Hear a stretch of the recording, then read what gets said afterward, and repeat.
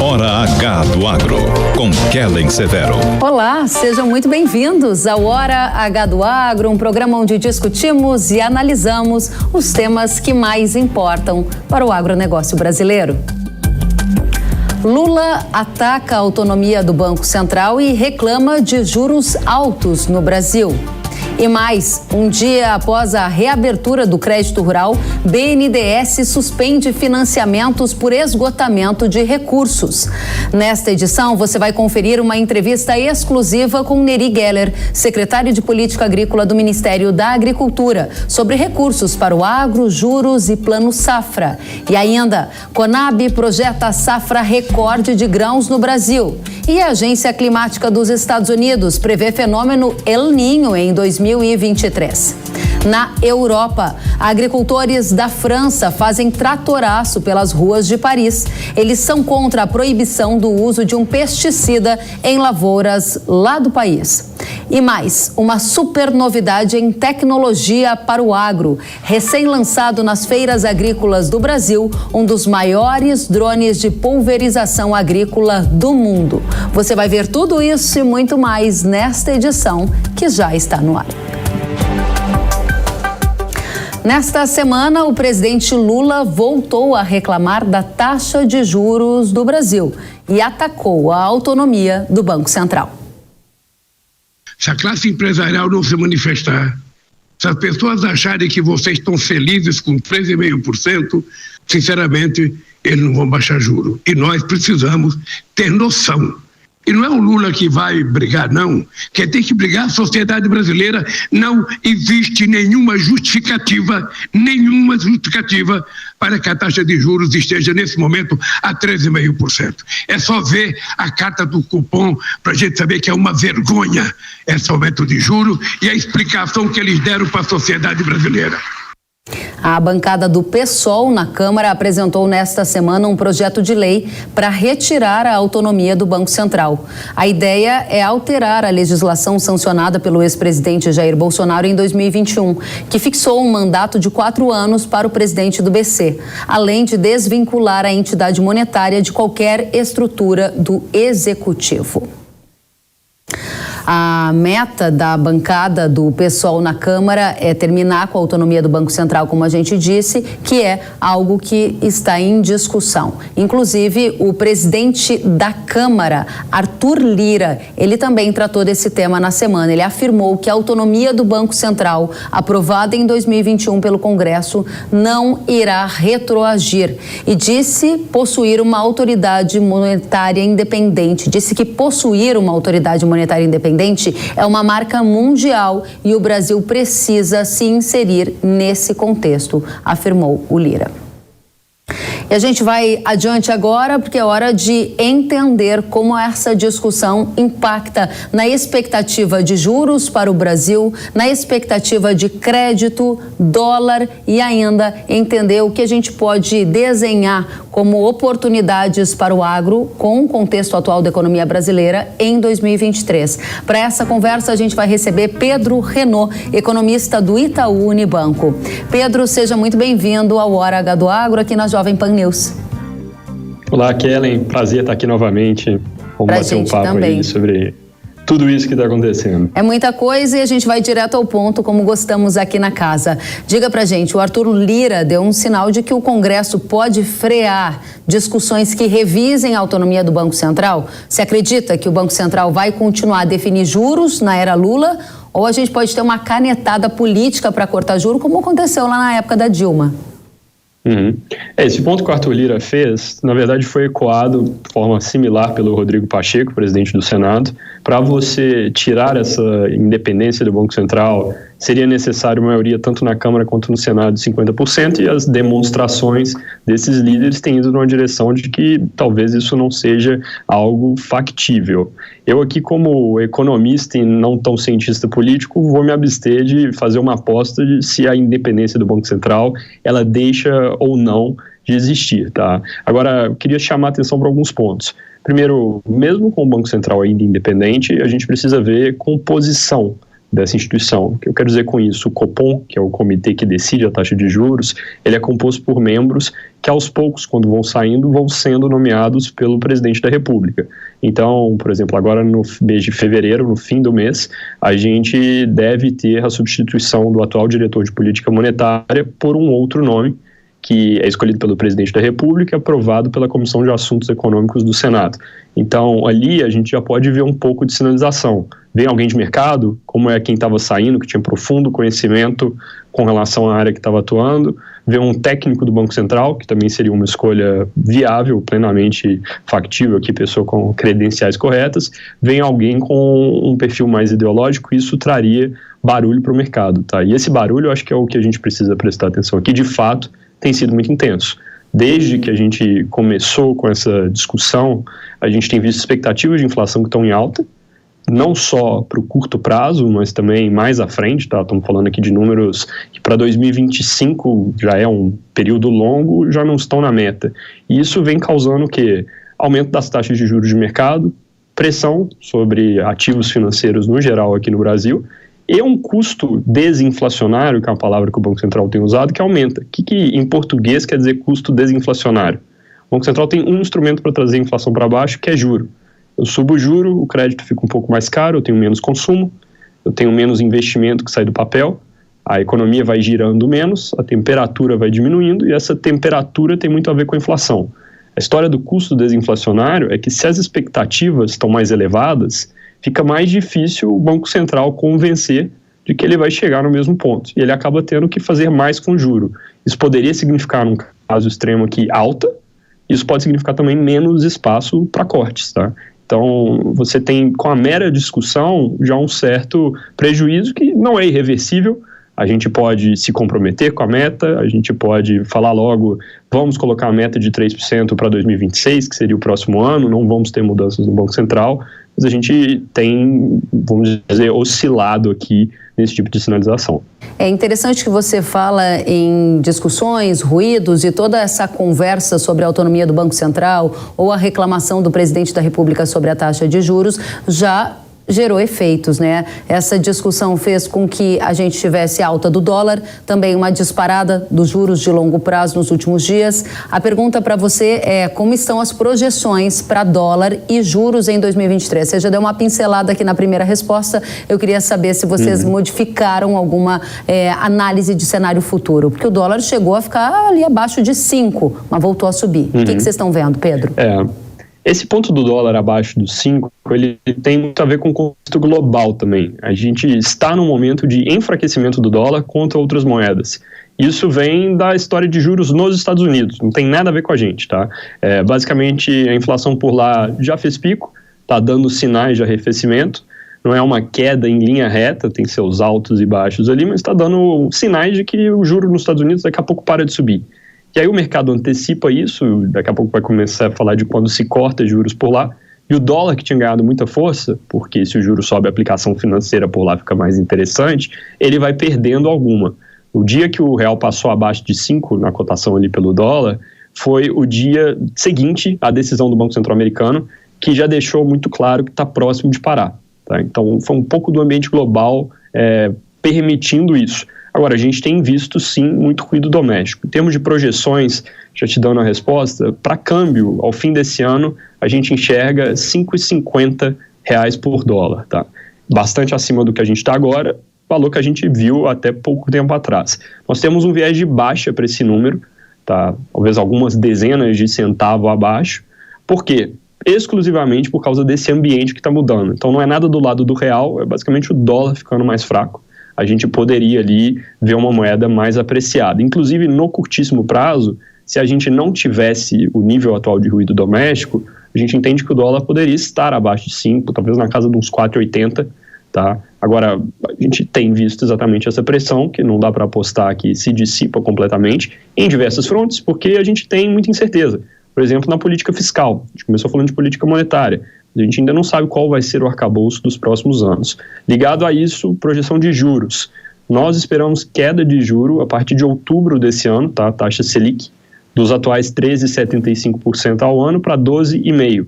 Agora, o grau de confiança nessa queda, ele diminuiu recentemente. a gente enxerga um risco concreto de que, caso não haja um ajuste de sinalização, caso não se introduza mais clareza, isso quanto ao respeito à meta mantida nos 3% para o longo prazo, caso não haja uma clareza de que as contas do governo ficam minimamente equilibradas, pode acabar não havendo espaço para o Banco Central cortar, que é o que eles mesmo, nas comunicações, já vem chamando a atenção. Interessante. Agora, me corrija se eu estiver errada, mas eu lembro de uma conversa em que tivemos ainda em 2022, em que vocês projetavam o início desse ciclo de queda de juros a partir do final do primeiro semestre. Agora você me falou em outubro. Vocês postergaram esse movimento de queda de juro? Sim.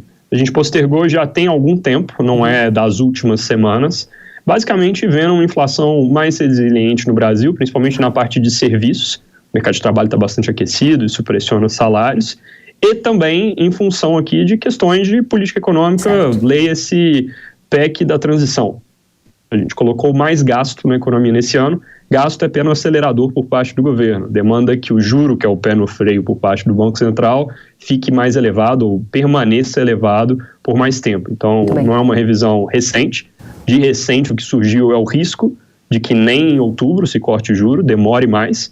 Mas a gente tem visto ao longo do tempo pressões inflacionárias maiores. Tá? Muito bem, então a previsão ainda é de dólar a 5,50, o que significa um viés de alta até o final do ano, apesar desse cenário externo estar contribuindo para uma taxa mais baixa, de acordo com o que você falou. O ruído doméstico interno impede que a gente tenha um dólar mais fraco no curto prazo. Pelo menos foi o que eu entendi, me corrija se estiver errado, Pedro.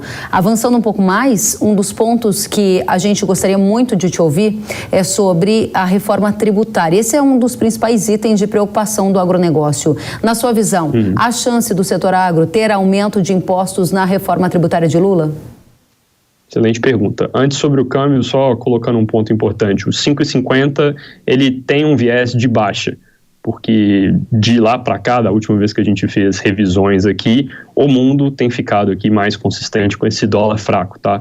Então, talvez 5,30, 5,20, 40, é difícil precisar aqui o número. Essas projeções, elas vêm cercadas de um nível de incerteza bastante elevado, mas é 5,50 com viés de baixa projeção, tá? Perfeito. Acima dos valores recentes, certamente.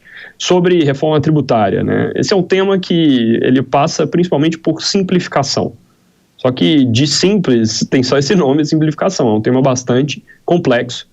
A gente vê setores que podem ter efeitos expressivos, aumento de carga, maior dificuldade aqui para se conduzir negócio em alguma frente, e o agro possivelmente está entre esses. E você tem mudanças aqui eventuais na forma como se paga impostos, o regime de caixa pode ser comprometido a depender do que se discute.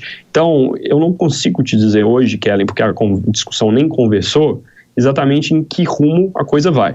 Agora, pensando um pouco nas intenções sinalizadas. Em termos de reforma tributária, a gente tem dois pilares. Um é simplificação, introduzir eficiência no sistema, porque de fato a complexidade no Brasil é extremamente elevada. O outro é aumento de carga. Provavelmente, ao que a gente consegue tirar ali do que diz, por exemplo, o ministro Haddad, as coisas vêm um pouco separadas. A simplificação, o IVA, seria mais neutra em termos de carga. Agora, pode ter aumento de base. Tem setores que antes não pagavam, que entrem. Isso a gente precisa ficar um pouco de olho. A parte de aumento de carga seria ali o que vem se chamando de reforma dos impostos sobre a renda. É onde a gente pode ver tributação de dividendos, que é um tema que avançou no ano passado, não foi aprovado, mas já se amadureceu a discussão. A gente pode ver algumas outras formas ali.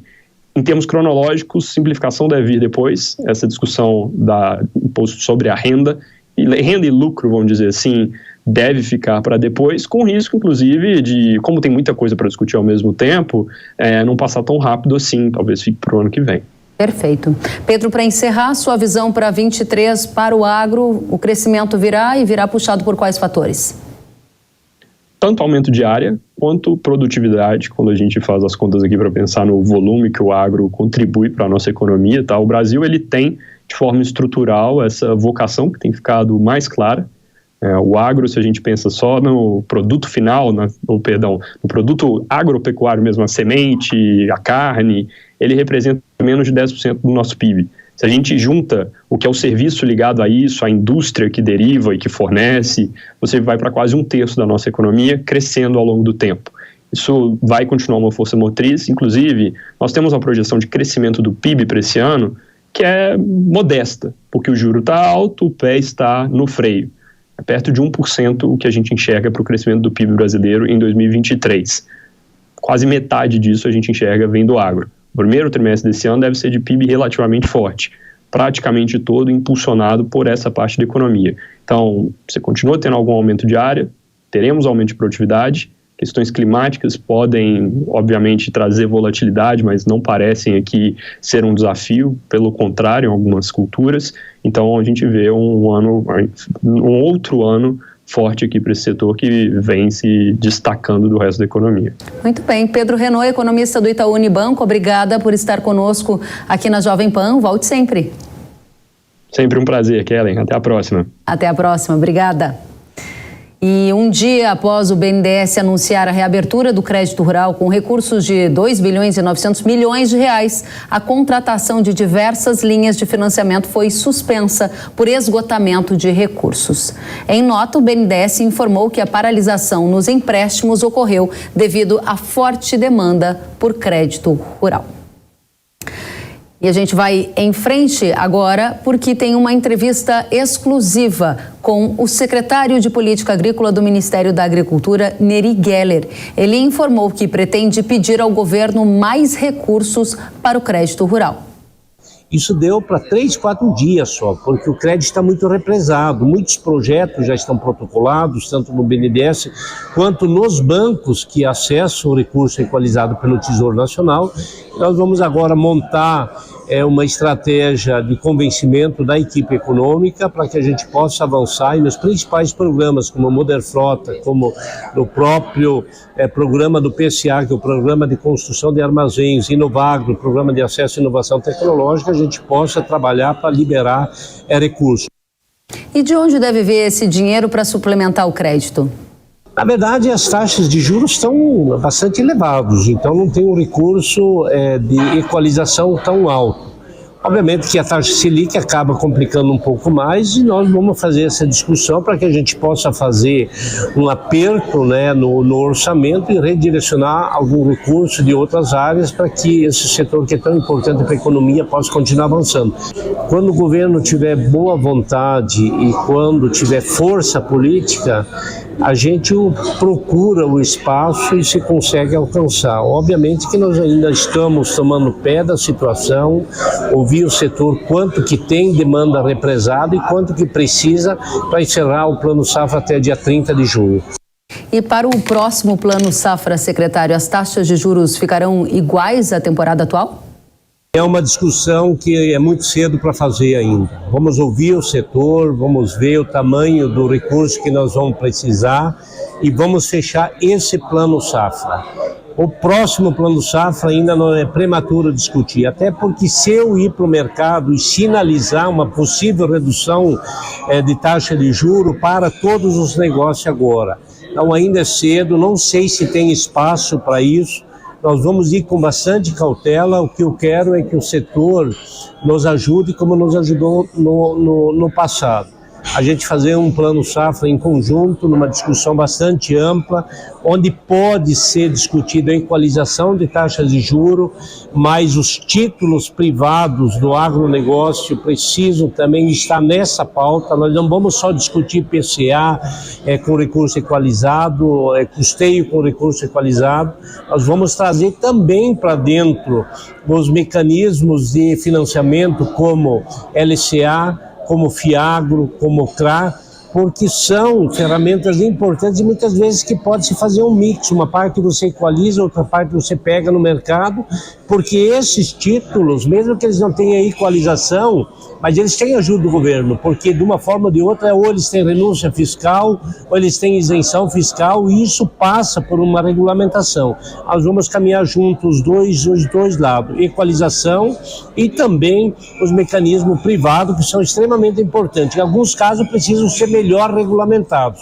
e nós, na Secretaria de Política Agrícola, vamos escutar o setor, vamos conversar com as cooperativas, vamos conversar com a FEBRABAN, vamos conversar com as associações, como a ProSoja, como a própria CNA, obviamente que depende deles querer vir discutir isso, né? Depende deles vir para dentro e nos ajudar. Se eles quiserem fazer isso, nós vamos estar prontos e vamos fazer um grande plano safra. Não tenha dúvida, onde o setor vai ser contemplado como foi contemplado nos governos do PT. O governo Lula e o agro não estão na melhor relação. Há uma boa vontade do presidente Lula com o setor agro, na sua opinião, secretário? Não tenha dúvida, já fez. Você sabe que renegociação de 82 bilhões de endividamento em 2008 nós conseguimos fazer no governo do presidente Lula. A aprovação da biotecnologia foi no governo Lula. Os grandes programas de financiamento como Moderfrota foram, e Moderfrota, Moderinfra, PCA, Inovagro, custeio, pré-custeio, com taxas de juros bem abaixo da linha de inflação, foram feitos no governo do PT, do qual nós, inclusive, fizemos parte. E o Lula tem essa boa vontade, demonstrou já na primeira semana que ele está pronto para fazer a discussão do ponto de vista político para que o governo faça a sua parte no sentido de acudir o setor que nesse momento está precisando de crédito. Não tenho dúvida nenhuma, e uma sinalização também muito clara é de que o governo do presidente Lula, só por botar 2 agricultores para cuidar do Ministério da Agricultura, já é um sinal de boa vontade. Muito obrigada, Neri Geller, secretário de Política Agrícola do Ministério da Agricultura, pela entrevista exclusiva concedida à Jovem Pan News, direto de Cascavel, no Paraná, onde nos encontramos nesta semana. Obrigada pelos esclarecimentos. E nós vamos agora para um rápido intervalo e na volta você vai ver. Na Europa, produtores rurais da França fazem um tratoraço contra a proibição de uso de pesticida no país. Um pesticida está causando muita dor de cabeça aos agricultores por lá. E ainda você vai ver as novidades em tecnologia para o agro. Vamos conhecer um dos maiores drones de pulverização do mundo que chegou ao Brasil. Não saia daí que a gente vai te contar tudo. Voltamos já já.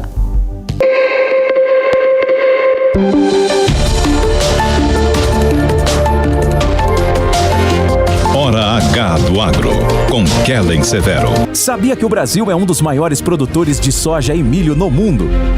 Esse mercado movimenta mais de 70 bilhões de dólares anualmente e tem muitas oportunidades. Com o curso de comercialização de soja e milho da NIL, você aprende a negociar preços em bolsas internacionais e proteger seu capital. O professor João Birkan tem mais de 60 anos de experiência e vai te ensinar como ganhar dinheiro no agronegócio. Quero garantir uma taxa melhor do dólar para daqui a 12 meses. Esse curso é ideal para você que quer trabalhar com trading de soja e milho no mercado financeiro e para você que é produtor e quer potencializar os lucros com sua safra. Ingresse no setor que mais cresce no Brasil. Acesse nilcursos.com.br e inscreva-se.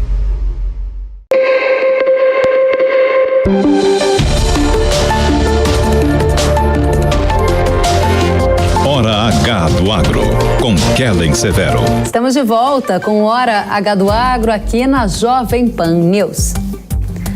A Companhia Nacional de Abastecimento, a Conab, indicou que a produção de grãos no Brasil deverá atingir 310 milhões e 600 mil toneladas. É o maior volume já produzido no Brasil. A projeção de safra recorde acontece mesmo com o clima adverso registrado durante o desenvolvimento da safra de verão, principalmente no Rio Grande do Sul.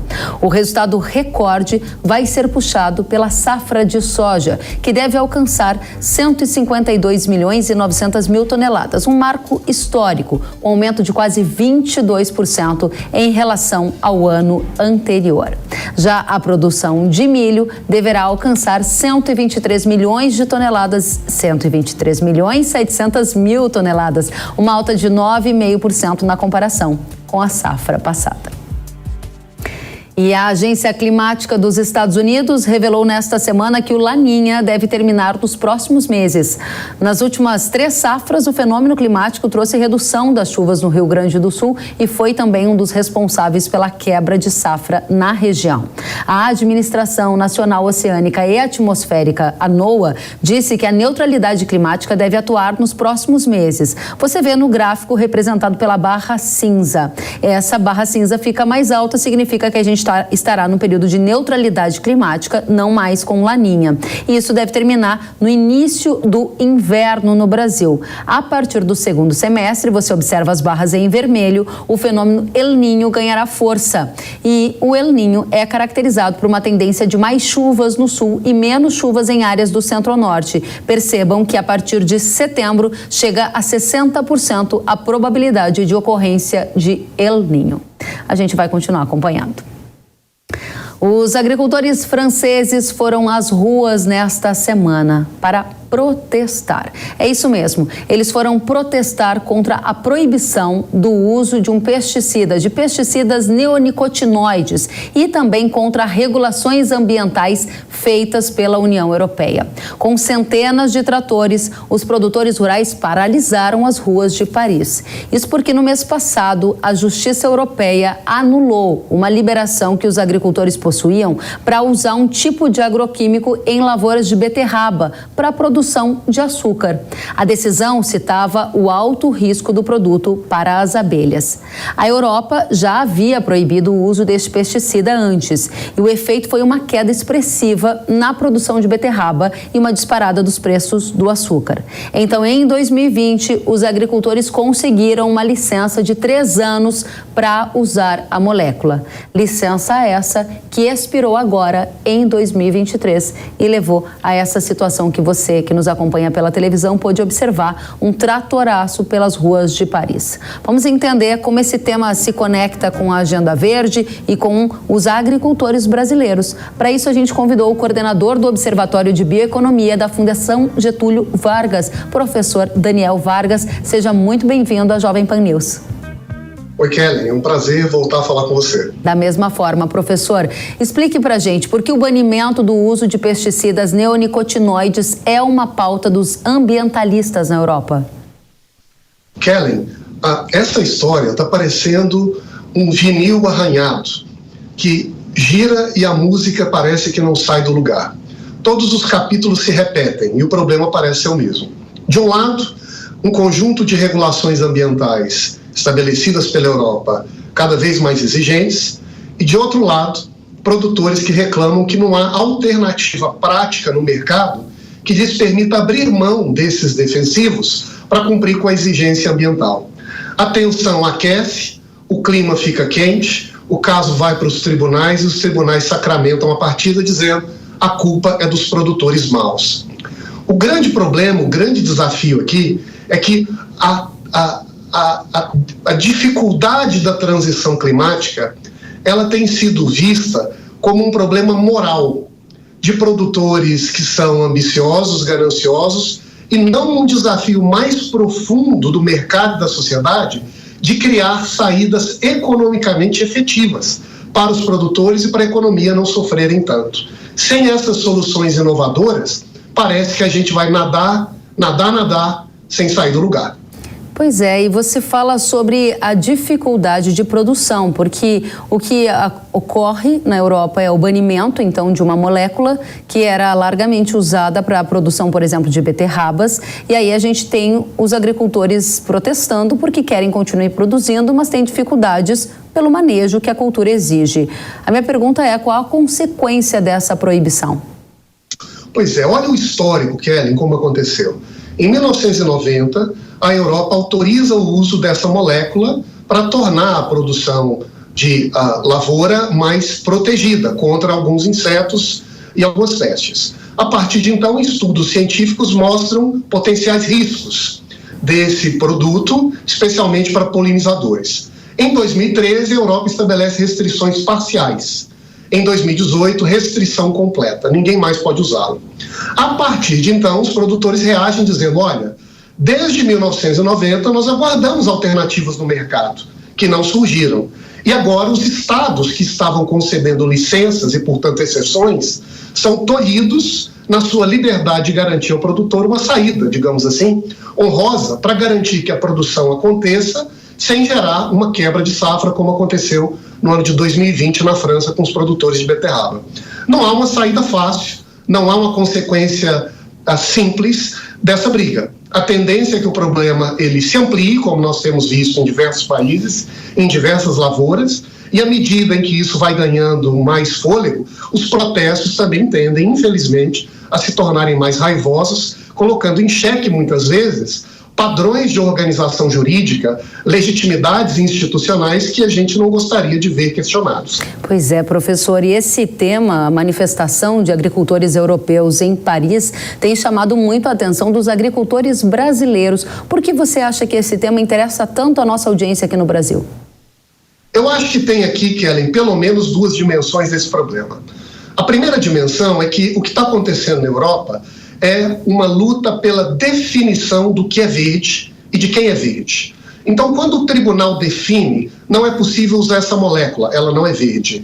A forma de produzir correta e sustentável deve seguir um determinado padrão, este é verde. E ao fazer isso, a Europa quase que automaticamente estabelece uma regra que também vigerá nas relações internacionais. Porque todo mundo que vender um produto para a Europa tende a ser cobrado pela mesma régua para garantir a isonomia competitiva do produtor europeu.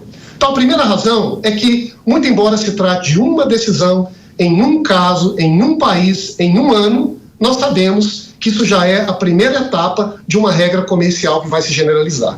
E o segundo motivo é que essa luta, e nós temos acompanhando há alguns anos, ela tende a ser feita segundo padrões e interesses de determinados grupos. É óbvio que essa tensão e essa disputa, ela se dá na realidade europeia, com produtores europeus, segundo interesses ambientais, econômicos, estratégicos europeus. E os nossos não necessariamente são os mesmos. E, portanto, é muito importante ficarmos atentos para que a gente não entre nessa briga, sempre pagando um preço, um ônus, sempre recebendo uma taxa, uma pecha de algo que talvez não caracterize a sustentabilidade, a realidade da nossa produção.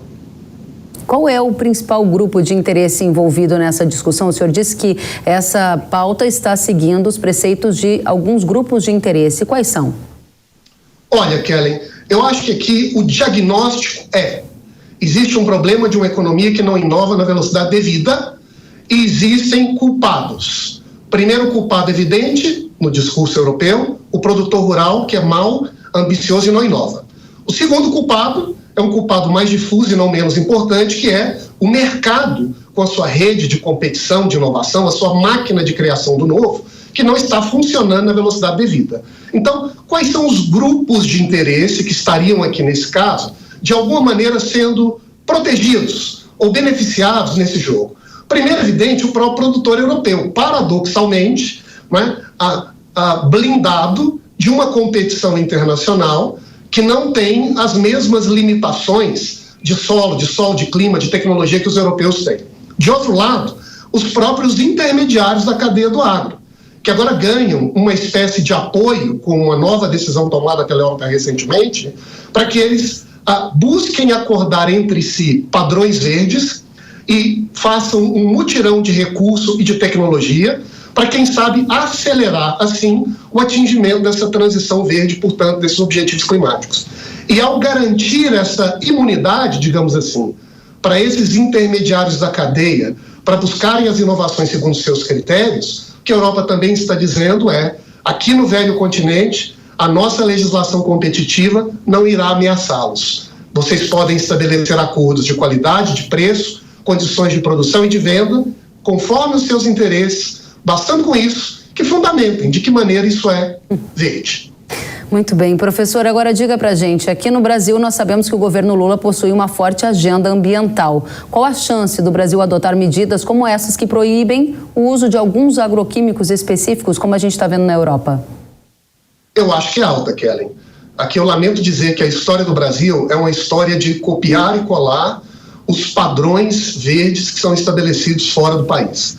Acho que, inclusive, esse é um dos dramas da realidade brasileira, que não é particularidade nossa, é uma espécie de subserviência colonial que caracteriza países em desenvolvimento e uma espécie de passividade científica e regulatória que, em vez de tomar a iniciativa para criar regras à sua imagem e semelhança, se limitam a seguir os padrões e tendências que vêm de fora, sem compreender de fato o que significam. Então, ao passo em que a Europa acelera essa cobrança, a tendência é que ela se espalhe pelo mundo e que chegue aqui entre nós. Eu lamento talvez não ser mais otimista, mas eu acho que essa é a realidade. É importante que sejamos também realistas, e o senhor está sendo bastante realista com a nossa audiência, dizendo que há um risco alto da gente ver a pauta da Europa sendo copiada e colada aqui no Brasil.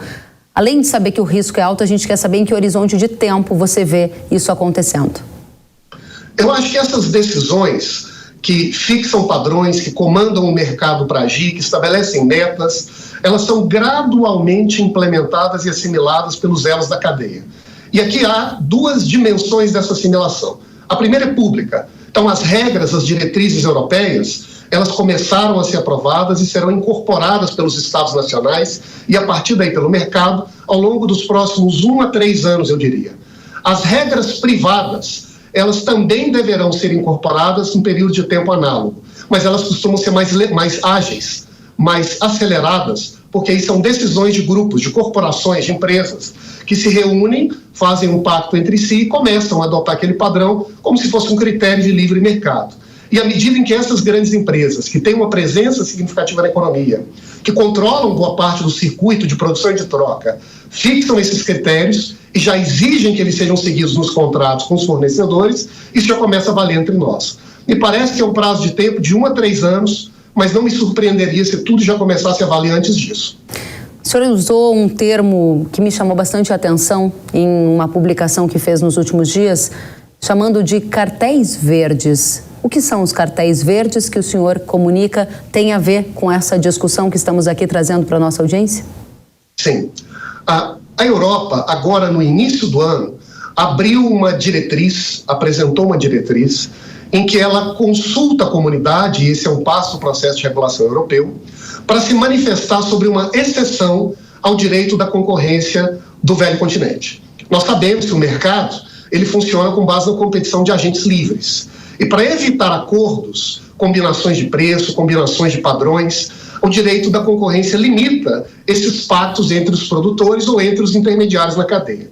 O que essa diretriz europeia fará é criar uma exceção que diz, no caso da cadeia de alimentos, se houver um produtor envolvido, e aí pode haver diversos intermediários, eles podem fazer um acordo entre si para fixar de que maneira vão produzir, preço, qualidade, desde que isso seja fundamentado para o bem-estar do meio ambiente. Ao fazer isso, de alguma maneira, a Europa inverte o jogo do mercado. O pressuposto não é a liberdade competitiva. O pressuposto é que está inaugurada a temporada dos acordões. Vamos todos aqui nos juntar para fixar parâmetros que nos garantam melhores condições de produzir. Vamos criar critérios para que o meu produto, quando eu plante, ele já tenha um mercado garantido. O meu produto, quando eu vendo, já tem um preço pré-determinado. E ao fazer isso, eu me blindo contra potenciais competições ou ameaças externas. Então, Kellen, no passado nós nos preocupávamos muito com as barreiras alfandegárias, tarifárias e não tarifárias. Mas ambas eram fixadas de alguma maneira pelo Estado. O que essa diretriz agora faz é dizer que os próprios produtores podem se juntar para criar as suas barreiras não tarifárias privadas. É um novo mundo, professor, e para a gente amarrar toda essa conversa que começou com as manifestações na Europa, trouxe na sua visão pontos de contágio com o agricultor brasileiro, principalmente porque no Brasil costuma se imitar muito do que acontece na Europa e chega num novo mundo em que a era da Agenda Verde é uma era que dita padrões. A minha pergunta objetiva e final é: como ficará o Brasil do agro nesse novo cenário que se desenha? Ele terá mais oportunidades, mais desafios? O que você enxerga? A resposta, Kellen, eu acho que dependerá da atitude do setor e da ciência e da tecnologia nacional. Se nós adotarmos uma atitude de reação, de crítica, de olhar para os nossos problemas e apontar defeitos, de nos basear nos padrões internacionais para nos comparar e ver como somos diferentes, será um mundo tenso de problemas e dificuldades. Se a nossa atitude for de altivez, de olhar para as nossas oportunidades, de investir numa ciência que crie padrões tropicais, que invente novos produtos e serviços à nossa imagem, com o nosso potencial, nós seremos competitivos e vencedores no comércio amanhã. Professor Daniel Vargas, muito obrigada por estar conosco, esclarecendo o movimento que acontece na Europa e também iluminando o nosso olhar para essa pauta da Agenda Verde. Coordenador do Observatório de Bioeconomia da Fundação Getúlio Vargas, volte sempre, é muito bem-vindo aqui no Hora H do Agro. Um prazer falar com você, Kelly, até breve. Da mesma forma, até a próxima. E o nosso tema agora é tecnologia. Você já viu um dos maiores drones de pulverização do mundo? Então, acompanhe. Ele chegou ao Brasil no fim do ano passado e está sendo apresentado pela primeira vez em feiras agrícolas. A gente vai conhecer mais sobre essa tecnologia que promete revolucionar a agricultura brasileira, indo até Cascavel, no Paraná, onde esse equipamento está em exposição. Vamos conversar com o Matias Lazarotto, diretor de tecnologia da ADS. Matias, seja muito bem-vindo ao Jovem Pan, um prazer recebê-lo. Olá, o prazer é todo meu. Espero que assim possa tirar as dúvidas e responder tudo aquilo que, logicamente, traz como dúvida do produtor rural ou até os adeptos de tecnologia dentro da agricultura brasileira. Excelente, Matias. Vamos começar então. Vou pedir para a nossa equipe colocar a imagem no ar para quem nos assiste pela TV e para quem nos ouve pelo rádio. O Matias vai explicar qual o tamanho desse drone, qual a capacidade de pulverização dele, hein, Matias? Certo. Esse equipamento é um equipamento com capacidade de 40 litros de pulverização, ou até mesmo 50 quilos, quando se trata de dispersão de sólidos. É um equipamento que tem fácil transporte, ele pode reduzir até 72% do seu tamanho, facilitando também a vida do produtor rural, que tem que ir até alguma área, principalmente em áreas declivosas, para poder realizar tanto a pulverização quanto a dispersão de sólidos. Obviamente, ele pode fazer uma semeadura, uma dispersão de um fertilizante, não só facilitando a vida dele, mas também tornando mais produtiva a cadeia do agro, que é tão importante no nosso cenário. Interessante. Aí você explicou um pouquinho desse drone novo, que é um dos maiores do mundo, e qual é a capacidade do tanque dele em litros, hein? Esse tanque tem uma capacidade de 40 litros, então significa que esse equipamento pode estar fazendo uma média de aplicação de 12 até 21,3 hectares por hora. Significa que também depende da declividade do terreno. Em alguns momentos, a declividade pode ser importante porque esse equipamento utiliza sensores e esses sensores têm a capacidade de corrigir o relevo. Ou seja, o equipamento vai realizar uma aplicação autônoma, com o produtor acompanhando a distância, obviamente sempre tendo uma linha divisada, justamente por ser um equipamento de grande porte, e essa linha divisada torna possível as manobras que esse pulverizador vai realizar no campo, e automaticamente o produtor rural conduzindo toda a operação, objetivando atingir as culturas, atingir os alvos, obviamente, e conseguindo fazer todo o controle. Conseguindo fazer todo o controle, acho que a gente está recuperando a conexão com o Matias. Ele estava falando sobre a capacidade do tanque em litros. A gente vai agora entender um pouquinho mais com o Matias de quantos hectares esse drone consegue pulverizar com um tanque, hein, Matias?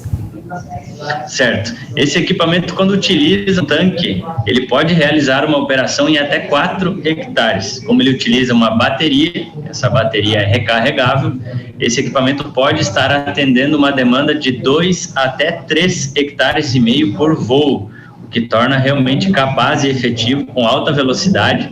E dividindo esse percentual, o equipamento pode estar executando a pulverização em 1 hectare em 2 minutos e meio, o que realmente torna muito rápido uma aplicação e torna possível a realização da pulverização.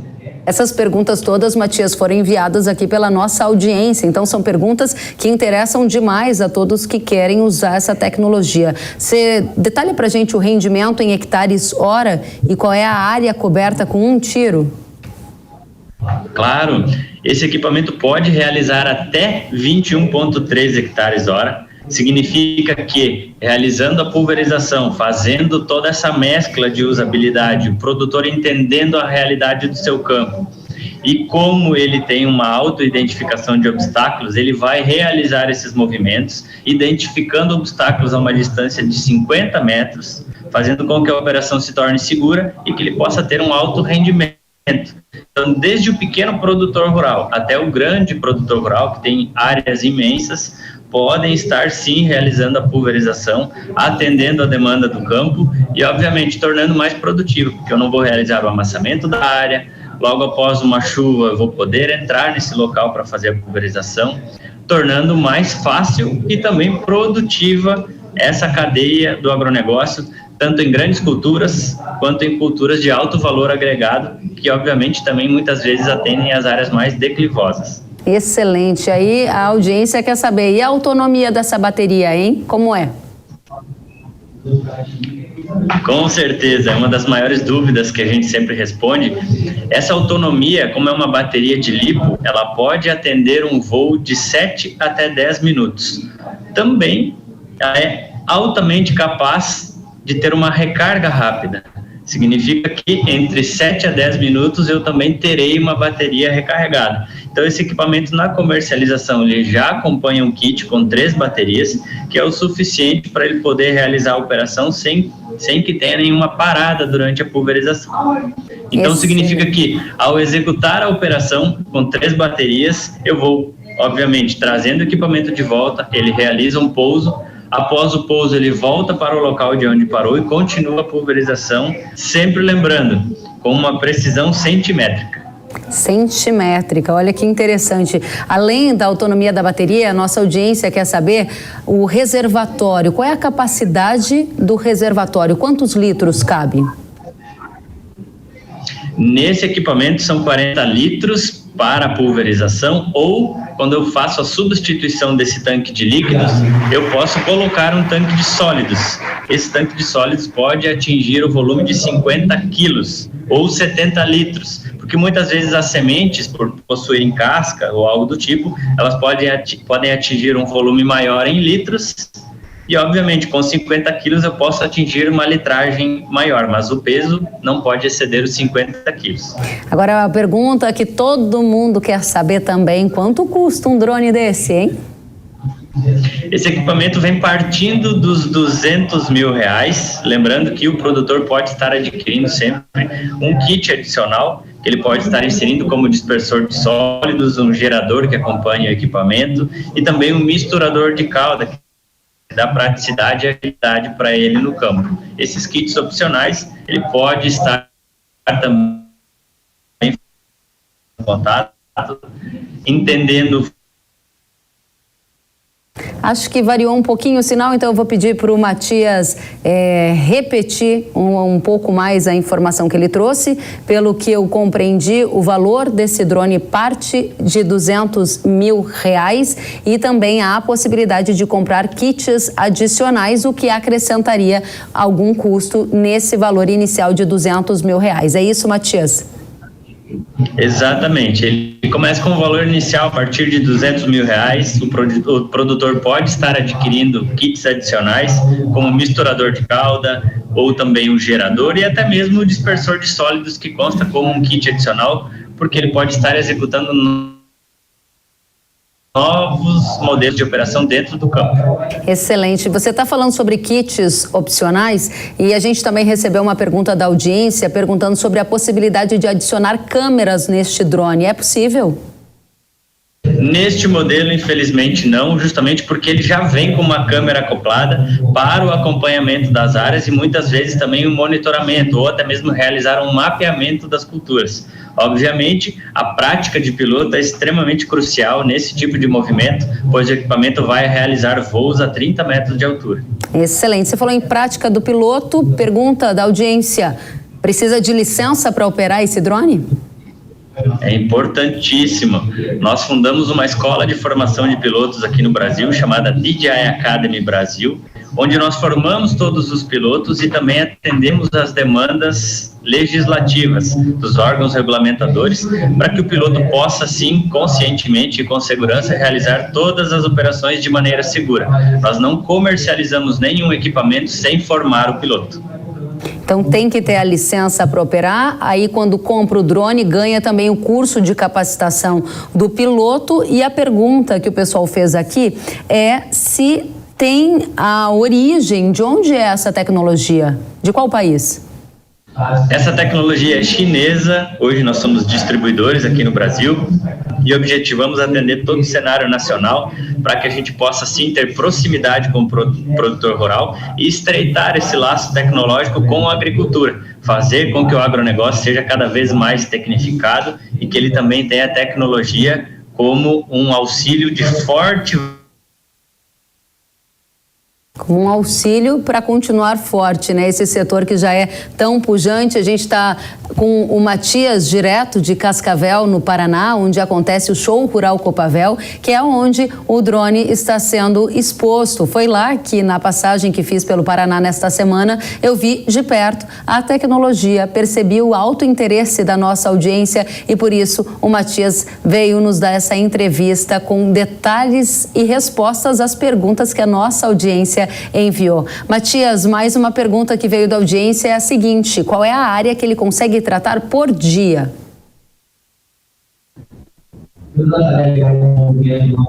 A gente está com um desafio de conectividade, é natural. A gente está com o Matias direto do Paraná, numa feira que recebeu só no primeiro dia mais de 50 mil pessoas, então é muita gente usando as redes de internet por lá. A gente está tentando refazer essa conexão com o Matias para que ele possa responder essa última pergunta e a gente saber qual é a área que esse drone consegue tratar por dia. Mas você que nos acompanha pela Jovem Pan já percebeu que chegou ao Brasil um dos maiores drones de pulverização do mundo. Ele tem um custo partindo de R$200 mil e já pode ser usado nas áreas agrícolas do país. Que área ele consegue tratar por dia, hein, Matias? Infelizmente, acho que perdemos a conexão com o Matias. De toda forma, a gente tem aí uma das tecnologias novas para o agro, que chama a atenção da nossa audiência e que não é sobre futuro, é sobre presente. A nossa audiência vai estar sempre muito bem informada sobre tudo o que há de novo em tecnologia. Afinal de contas, a tecnologia tem ajudado o agro a dar saltos de produtividade. A gente acabou de conversar com o Matias Lazarotto, que é diretor de tecnologia da ADS, ele que prontamente nos atendeu e respondeu a várias perguntas da audiência. Muito obrigada a você, Matias, por estar conosco aqui na Jovem Pan. Volte sempre. E o Hora H do Agro de hoje fica por aqui. Muito obrigada pela companhia, pela audiência. A gente se vê na próxima semana. Tchau, tchau.